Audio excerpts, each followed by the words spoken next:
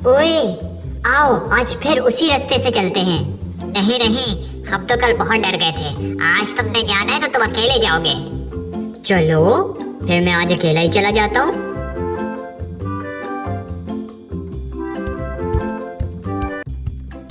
बाबा जी, आज मुझे दोबारा से हम सुनाए। लो बेटा सुनो। नन्ही कलियां चटक रही है, छोटी चिड़ियां फुदक रही है। चटक, पता नहीं ये क्या होता है। ओ, इसको लुगत में देखते हैं। बाबा जी, मेरी लुगत में तो इस लफ्ज का मतलब ही नहीं लिखा हुआ। हम इसका कोई और हल निकालते हैं। अच्छा जी। बेटा, अल्फाज का मतलब निकालने का एक और तरीका भी है। हैं? वो क्या? वो ये है कि हम शेर या जुमले के बाकी अल्फाज को देखकर मुश्किल अल्फाज के मतलब का अंदाज़ा लगा सकते हैं। जैसे इस शेर में आपको चटक का मतलब निकालना है, तो इसमें हम ऐसा करते हैं कि शेर को अलग अलग करते हैं। मसलन शेर का पहला हिस्सा है नन्ही कलियां चटक रही हैं। इसमें से हम चटक को निकाल देते हैं और शेर को चटक के बगैर पढ़ेंगे। नन्ही कलियां रही हैं। अच्छा, अब ये बताएं कली क्या है? कलियां तो फूलों को कहते हैं। जी हाँ, मुरझाए हुए फूल को कली कहते हैं।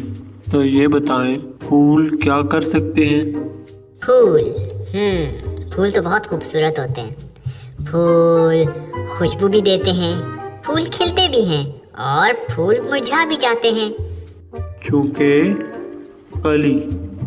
कली मुरझाए हुए फूल को कहते हैं, और मुरझाया हुआ फूल क्या करता है? मुरझाया हुआ फूल खिलता है। तो इस शेर से हम ये अंदाज़ा लगाते हैं कि चटक का मतलब मुरझाए हुए फूल का खिलना।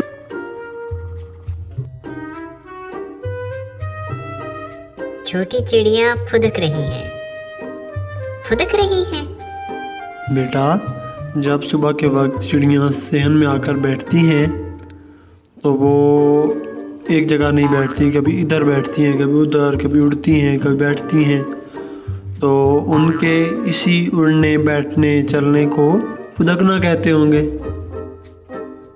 अब बेटा, लफ्ज़ों का मतलब ढूंढने के बाद हम अब इस शेर को नसर में तब्दील करते हैं। बेटा, किसी शेर को सादा जुमले में लिखने को नसर कहते हैं।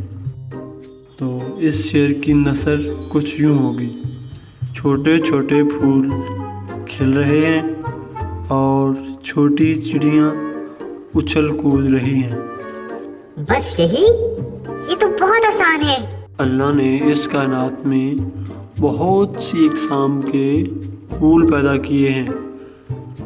जब ये फूल खिलते हैं तो इर्द गिर्द खुशबू फैल जाती है, और ये खुशबू ना सिर्फ इंसानों को अच्छी लगती है बल्कि परिंदे भी इस खुशबू की वजह से उछलना कूदना शुरू कर देते हैं। तो इस शेर की तशरीह हम ऐसे लिख सकते हैं कि अल्लाह की कुदरत से बागों में जब छोटी छोटी कलियां या छोटे फूल खिलते हैं तो इर्द गिर्द खुशबू फैल जाती है। चिड़ियां भी फूलों की खुशबू की वजह से आकर उछलना कूदना शुरू कर देती हैं। अगला शेर कुछ ऐसे है। उसकी कुदरत से फूल महके, फूलों पे परिंदा के चहके। बाबा जी, पहले मुझे महके का मतलब बताएं, और ये कुदरत क्या होता है? और बाबा जी, ये परिंद आके चहके, इसका क्या मतलब हुआ? बेटा, हम एक एक करके तमाम लफ्ज़ों के मतलब निकाल लेते हैं। शेर का पहला हिस्सा है اس کی قدرت سے پھول مہکے۔ بیٹا یہ بتائیے یہ نظم کس کے بارے میں ہے؟ بابا جی یہ حمد ہے، اور حمد میں اللہ کی تعریف بیان کی جاتی ہے۔ اس کی قدرت سے پھول مہکے، چونکہ یہ حمد ہے اور اللہ کی تعریف بیان کی جا رہی ہے تو اس کی کا مطلب ہوگا خدا یا اللہ تعالیٰ۔ تو ہم دوبارہ شعر پڑھتے ہیں۔ اللہ تعالیٰ کی قدرت سے پھول مہکے۔ اب اللہ تعالیٰ کی کس سے پھول مہکے؟ اللہ تعالیٰ کی مرضی سے، اللہ تعالیٰ کی بڑائی سے، اللہ تعالیٰ کی طاقت سے۔ اس لیے ہم نے یہ اندازہ لگایا کہ چونکہ پھول کھل رہے ہیں تو یا تو وہ اللہ کی طاقت سے کھل رہے ہوں گے یا اللہ کی مرضی سے۔ مہکے، مہکے کا تعلق پچھلے شعر سے ہے۔ پچھلے شعر میں ہم نے پڑھا چٹک، اس کا مطلب تھا کھلنا۔ تو پھول کھلنے کے بعد کیا ہوتا ہے؟ پھول کھلنے کے بعد خوشبو دیتے ہیں۔ تو پچھلے شعر سے ہم نے یہ اندازہ لگایا کہ مہکے کا مطلب خوشبو دینا یا خوشبو، اس جیسا ہی کچھ ہوگا۔ پرند آ کے چہکے، اس لفظ کا تعلق بھی پچھلے شعر سے ہے۔ پچھلے شعر کی تشریح میں ہم نے یہ کہا کہ جب پھول کھلتے ہیں تو چڑیاں آ کر ان پر بیٹھتی ہیں۔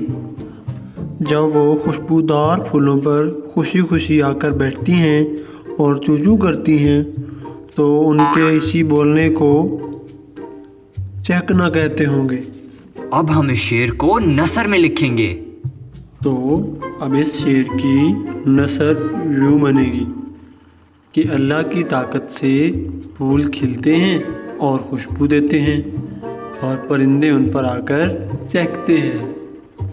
اس شعر کی تشریح ہم یوں لکھ سکتے ہیں کہ یہ اللہ تعالیٰ کی ہی قدرت ہے کہ جس نے زمین کو خوبصورت پھولوں سے سجایا، اس نے ہی ان سب کو الگ الگ خوشبوئیں عطا کی ہیں۔ یہ پھول کھلتے ہیں تو ارد گرد خوشبو پھیل جاتی ہے اور پرندے ان پر آ کر بیٹھتے ہیں اور اپنی زبان میں اللہ کی حمد کرتے ہیں۔ بیٹا اگلا شعر کچھ ایسے ہے۔ چڑیوں کے عجب پر لگائے اور پھول ہیں عطر میں بسائے۔ اس شعر کی تشریح آپ خود کریں گے۔ تو ببلو ہم سب سے پہلے کیا کریں گے؟ مشکل الفاظ کے معنی نکالیں گے۔ اس کے بعد ہم شعر کو نثر میں تبدیل کریں گے۔ بہت اچھے۔ پھر ہم شعر کے اصل مطلب کو تفصیل سے لکھیں گے تو یہ تشریح بن جائے گی۔ شاباش۔ چڑیوں کے عجیب پر لگائے، یہ بات تو سمجھ میں آتی ہے کہ چڑیوں کے پروں کی بناوٹ بہت عجیب اور حیرت انگیز ہوتی ہے، لیکن پھول ہیں عطر میں بسائے، اس کی کچھ زیادہ سمجھ نہیں آتی۔ ببلو بیٹا یہ بتائیے پھولوں اور عطر میں کیا تعلق ہے؟ پھول اور عطر میں یہ عطر کیا ہے؟ عطر تو خوشبو کو کہتے ہیں میرا خیال میں، اور پھول بھی خوشبو دیتے ہیں، یہی تعلق ہوگا ان دونوں میں۔ تو میرے خیال میں پھول ہیں عطر میں بسائے کا مطلب خوشبو جیسا ہی کچھ ہوگا۔ اب ہم کریں گے اس شعر کی نثر۔ اللہ نے چڑیوں کو حیرت انگیز پر دیے اور پھولوں کو طرح طرح کی خوشبو سے بھر دیا۔ چڑیوں کے عجیب پر لگائے۔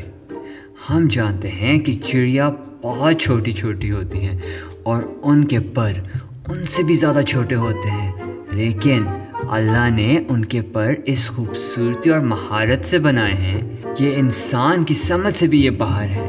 اور پھول ہیں عطر میں بسائے، اس کا مطلب ہے کہ دنیا میں لاتعداد قسم کے پھول ہوتے ہیں اور ان کی اپنی اپنی خوشبو ہوتی ہے۔ ان پھولوں کی خوشبو ایسے ہے جیسے انہیں عطر کے اندر ہی پیدا کیا گیا ہو۔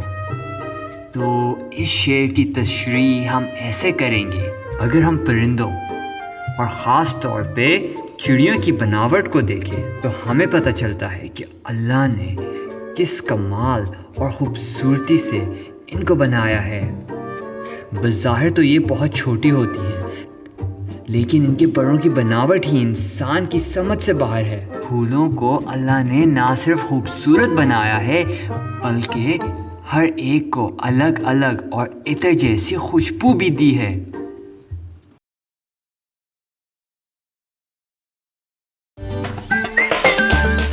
ابھی پلے اسٹور سے تعلیم آباد ڈاؤن لوڈ کریں۔